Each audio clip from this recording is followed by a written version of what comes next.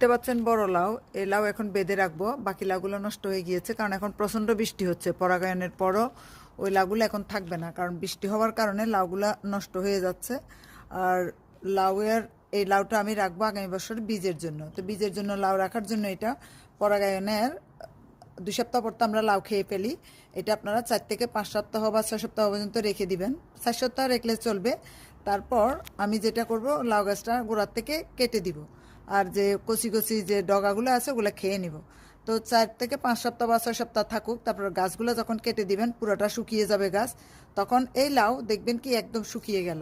লাউ যখন শুকিয়ে যাবে তখন সেটার থেকে ভিতর থেকে বিচি বের করে শুকিয়ে নিব পরবর্তী বছরের লাউয়ের জন্য। তো এটা আপনারা লম্বা লাউ একটা আমি করব আর একটা গোল লাউ করব পরবর্তী বছরের জন্য। তো লাউয়ের এই যে ফলন দেখতেছেন, তো শুধু ফলন হলে হবে না, পরবর্তী বছরের জন্য বীজও বানাতে হবে। তো বীজ বানানোর জন্য এটাই হলো সর্বোত্তম উপায়।